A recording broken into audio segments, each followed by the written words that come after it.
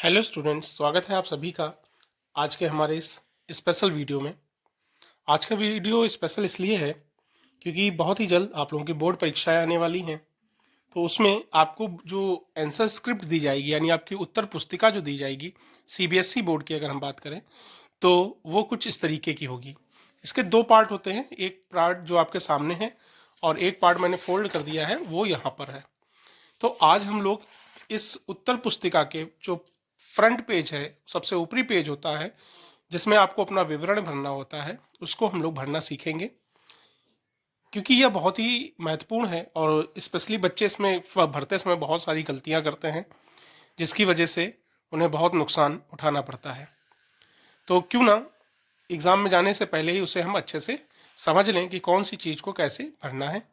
तो वीडियो में अंत तक बने रहिएगा। यहाँ पर यह कक्षा 12वीं का मेरे पास यहाँ पे स्पेसिमेन है, जो कि यहाँ पर इंटरनेट से मैंने इसको डाउनलोड किया है। यह कक्षा 10वीं और 12वीं दोनों के लिए होता है। सेम ऐसे ही प्रश्न कक्षा 10 के लिए भी होता है और 12 के लिए भी होता है। दोनों के जो फ्रंट पेज है उसके कलर में केवल डिफरेंस रहता है। तो चलिए हम इसको यहाँ पर एक एक डिटेल आपको बताते हैं कि किस तरीके से आप भरेंगे ताकि आप जब उत्तर पुस्तिका में कोई गलती ना करें। तो देखिए, जब आप इसको फ्रंट पेज देखेंगे तो बाईं तरफ सबसे पहले यहाँ पर विषय लिखा रहता है, यानी सब्जेक्ट, और हर एक चीज यहाँ पर इंग्लिश और हिंदी दोनों में आपको दी जाएगी। तो विषय में जो भी आपका पेपर है, हिंदी का है तो आप यहाँ हिंदी लिख दीजिए, इंग्लिश है तो इंग्लिश, मैथ्स है तो मैथ्स। तो हम यहाँ पर मैथ्स के लिए भरेंगे इसको। तो यहाँ पर आप कैपिटल लेटर में या स्मॉल लेटर में लिख सकते हैं मैथ्स या मैथमेटिक्स, आप यहाँ पर मेंशन कर देंगे। अगर आप हिंदी में पेपर देना चाहते हैं तो यहाँ पे गणित भी लिख सकते हैं। इसके बाद, और यहाँ पर क्योंकि मैथमेटिक्स में आप सब जानते हैं कि बेसिक और स्टैंडर्ड दो हैं, तो यहाँ पर आप आगे इस पर मेंशन कर देंगे कि स्टैंडर्ड के लिए है कि बेसिक के लिए है। इसके बाद आपसे कह रहा है विषय कोड यानी सब्जेक्ट कोड। तो देखिए, सब्जेक्ट कोड मैथ्स में दो हैं, एक बेसिक के लिए है और एक स्टैंडर्ड मैथमेटिक्स के लिए है। तो अगर हम स्टैंडर्ड मैथमेटिक्स की बात करें तो विषय कोड होता है 041। वहीं अगर हम बेसिक मैथमेटिक्स की बात करें तो उसका कोड होता है 241। तो जो भी आपने लिया है, आपके जो एडमिट कार्ड है उसमें भी ये चीज लिखी रहती है, तो आप उसमें से देख करके इसको भरेंगे। और यहाँ ऊपर अगर आप ध्यान से देखिए तो यहाँ साफ साफ लिखा है कि परीक्षार्थी प्रवेश पत्र के अनुसार भरें, यानी आपको एडमिट कार्ड देख करके इसको भरना है। इसके बाद अगली अगर हेडिंग की बात करें तो अगली हेडिंग है परीक्षा का दिन एवं तिथि, यानी day and date of the examination. तो दिन दिन मान लीजिए सोमवार को आपका पेपर हो रहा है तो आप सोमवार यानी कि सोमवार लिख देंगे, या आप मंडे लिख देंगे। यहाँ पर कैपिटल या स्मॉल लेटर में आप यहाँ पर मंडे मेंशन कर देंगे। कैपिटल लेटर यूज कर लीजिएगा, सबसे बेस्ट रहेगा। फिर बात आ रही है तिथि की, तो ब्रैकेट में या कॉमा लगा करके आप यहाँ पर तिथि लिख देंगे। तो तिथि मान लेते हैं कि यह 27 फरवरी है, इस तरीके से। और जो भी ईयर है, जैसे आज 2024 चल रहा है, तो हम लोग यहाँ पर 2024 इस तरीके से लिख देंगे। ठीक है, यह यहाँ पे काल्पनिक डेट है, कोई ज़रूरी नहीं कि मैथ्स का पेपर आपका इसी दिन पढ़े या इस तिथि को पढ़े। यहाँ पर मैं समझाने के लिए कोई एक काल्पनिक तिथि जो है यहाँ पर लिख दी है। जिस दिन आपका डेट पेपर हो वही आप लिखें, ये वाली मत लिख दीजिएगा, नहीं सब गड़बड़ हो जाए। अब बात करते हैं उत्तर देने का माध्यम। देखिए, सीबीएसई बोर्ड बच्चों को इंग्लिश और हिंदी दोनों के माध्यम से पेपर देने का ऑप्शन देता है। अब यह आपको पता होगा कि आपने जो फॉर्म भरते समय, या ये कहें जो आपकी एनओसी थी या आपने रजिस्ट्रेशन जो किया था, उसमें कौन सा माध्यम भरा है उसके अकॉर्डिंग यहाँ पर भर देंगे। अगर आपने इंग्लिश माध्यम भरा है तो आप यहाँ पर इंग्लिश में पेपर देने के लिए आप यहाँ पे एलिजिबल हैं तो इंग्लिश लिखेंगे, और अगर आप हिंदी में पेपर दे रहे हैं तो आप यहाँ पर हिंदी लिख देंगे। उसके बाद आता है प्रश्न पत्र के ऊपर लिखे कोड को दर्शाएं। हर एक प्रश्न पत्र का कोड अलग अलग होता है। तो आपको जब प्रश्न पत्र मिल जाता है तो आप उसके राइट हैंड में देखेंगे वहाँ पर एक कोड लिखा रहता है, वह कोड आपको यहाँ पर लिख देना है। जैसे मान लीजिए कोड है, मान लेते हैं इस तरीके से कुछ कोड वहाँ पर लिखा होगा, तो उस कोड को आपको यहाँ पर पूरा लिख देना है। हो सकता है कि कोड बदला हुआ, क्योंकि मैंने यहाँ पर एक अपनी तरफ से काल्पनिक कोड लिखा है। इसके पश्चात आता है सेट नंबर। तो जब आप यहाँ पर ये कोड लिखा होगा, उसके जस्ट ऊपर आप देखेंगे या उसके पास में ही कहीं पर लिखा होगा सेट नंबर। तो या तो सेट नंबर 1 मिला होगा आपको, या 2 या 3, अगर चौथा सेट भी है तो 4। इन 4 सेट में से मान लीजिए आपको दूसरा वाला या तीसरा वाला मिला है, तो आप तीसरे वाले को यहाँ पर डार्क कर देंगे। जो भी सेट नंबर आपको मिला हो, अगर तीसरा मिला है तो तीसरे को डार्क करिए, पहला मिला है तो पहले को डार्क कर दीजिए। ठीक है, इन चीज़ों को भरते समय बहुत ही सावधानी आपको रखनी पड़ेगी, इस चीज़ का आप विशेष ध्यान रखिएगा। अब यहाँ पर अगली हेडिंग है अतिरिक्त उत्तर पुस्तिकाओं की संख्या। तो ये आप अभी नहीं भरते हैं, ये अगर आपने कोई कॉम्प्लीमेंट्री कॉपी ली है, यानी जैसे आप दूसरी कॉपी लेते हैं, एक कॉपी जो आपको मिलेगी उसमें काफ़ी पेज होते हैं, लेकिन उसके अलावा भी अगर आपको दूसरी कॉपी की ज़रूरत पड़ती है तो यहाँ पर आप जितनी भी कॉपी लेंगे, 1 या 2 या 3, ये आपको अंतिम में भरना होता है। और अगर आप कोई कॉपी नहीं लेते हैं तो यहाँ पर आप इसको सिंपली डैश बना दीजिएगा, या आप यहाँ पर नील लिख सकते हैं। अब अगले ऑप्शन की बात करें, यहाँ लिखा है विकलांग व्यक्ति। अगर आप विकलांग व्यक्ति के कैटेगरी में आते हैं तो यहाँ पर यस लिख देना है आपको, और अगर आप विकलांग की कैटेगरी में नहीं आते हैं तो यहाँ पर आप नो मेंशन कर देंगे, या हिंदी में नहीं भी लिख सकते हैं। इसके बाद इसके नीचे लिखा है किसी शारीरिक अक्षमता के से प्रभावित हो तो संबंधित वर्ग का निशान लगाएं। देखिए, अगर आप यहाँ पर हाँ यस लिखते हैं ये विकलांग की कैटेगरी में, तो यहाँ पर आपको विकलांगता के प्रकार दिए गए हैं। जैसे बी के लिए दृष्टिहीन, तो अगर आप दृष्टिहीन हैं तो यहाँ पे बी को टिक करेंगे। मूक या बधिर, यानी मतलब जैसे गूंगा या सुनने में कम है, तो डी। इस तरीके से यहाँ पर आपको दिया गया है। तो आशा करता हूँ कि आप में ऐसा कोई ना हो, फिर भी अगर ऐसा कुछ है तो इसमें से आप कोड को ध्यान से देख करके किस कैटेगरी में आप आते हैं उसको यहाँ पर टिक कर देंगे। उससे पहले आपको यहाँ पर यस करना पड़ेगा। इसके नीचे है क्या लेखन लिपिक उपलब्ध कराया गया। ये तब उस कैटेगरी में है कि अगर आपको कुछ दिक्कत है लिखने में, या जैसे कि कभी कदार हो जाता है किसी बच्चे का कुछ एक्सीडेंट हो गया और उसको सीधे हाथ से लिखता था, उसी में एक्सीडेंट हो गया है, तो उस केस में कभी कभी आपको राइटर प्रोवाइड कराया जाता है, तो उस कैटेगरी में आपको यहाँ यस लिखना पड़ेगा, अदरवाइज आप यहाँ पर नो फिल कर देंगे। ठीक है, तो इसके नीचे है यदि दृष्टिहीन है तो उपयोग में लाए गए सॉफ्टवेयर का नाम। तो मतलब अगर दृष्टिहीन है तो उनके लिए कुछ सॉफ्टवेयर होते हैं, कुछ चीज़ें होती है जिनसे वो पेपर देते हैं, तो वो यहाँ पे मेंशन करेंगे। बहरहाल आप इसमें सिंपली डैश कर देंगे। ठीक है, तो ये जो लेफ्ट साइड की तरफ का हिस्सा है वो भर गया है। इस तरीके से आप इसको फिल करेंगे। अब आइए इसके राइट साइड में जो इसका पार्ट है उसको हम फिल करना सीखते हैं।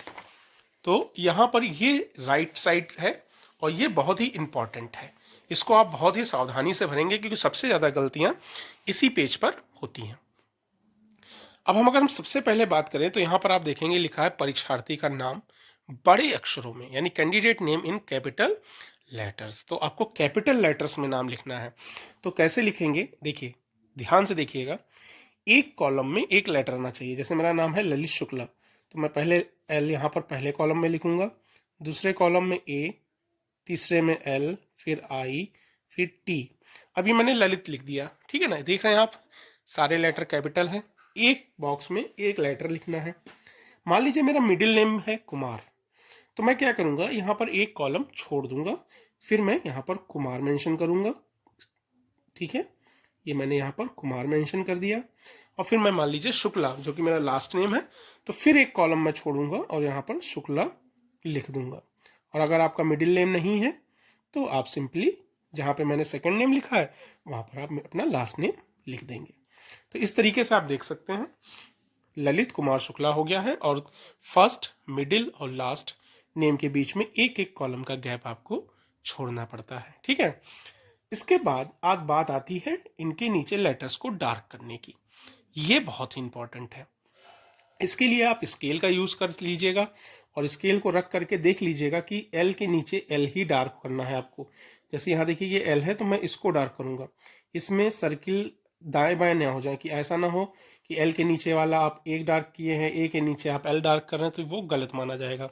अब यहाँ पर ए जो सेकंड है तो हमें सेकंड लाइन में ही ए को डार्क करना है, फर्स्ट वाला ए डार्क नहीं कर दीजिएगा। कुछ बच्चे एक ही लाइन में सारे लेटर डार्क कर देते हैं, ये गलत हो जाएगा। तो यहाँ देखिए मैंने सेकंड ए के नीचे ए वाला, फिर थर्ड लेटर एल है तो एल के नीचे मैं सीधा चलता जाऊंगा और देखूंगा एल कहाँ पर आ रहा है। तो ये थर्ड लाइन में एल है, मैं इसको इस तरीके से डार्क कर दूंगा। ऐसे ही मैं फोर्थ लाइन में आई को डार्क करूंगा और फिफ्थ लाइन में मैं टी को डार्क कर दूंगा। अब सिंपली एक कॉलम मुझे छोड़ के के नीचे मुझे के को डार्क कर देना है। ये काम हमें बहुत ही सावधानी से करना है, क्योंकि अगर इसमें गड़बड़ हो जाती है तो फिर बहुत ही मामला गड़बड़ हो सकता है। इस तरीके से हम सारे लेटर्स को डार्क कर लेंगे। हम आपका ज़्यादा समय नहीं बर्बाद करेंगे क्योंकि वीडियो काफ़ी वैसे भी लंबा हो जाएगा। अब नेक्स्ट हमारा आता है अनुक्रमांक।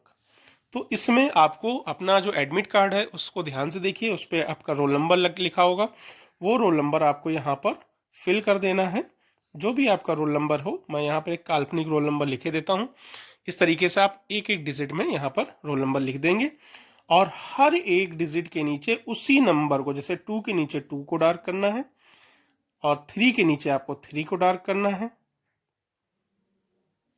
2 के नीचे आपको 2 को डार्क कर देना होता है।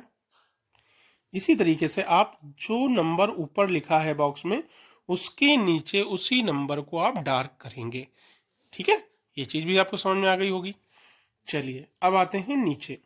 तो यहाँ पर 2 कॉलम आपके पास और है, विषय कोड और केंद्र संख्या यानी सेंटर नंबर। तो सब्जेक्ट कोड आपके एडमिट कार्ड पे लिखा होगा।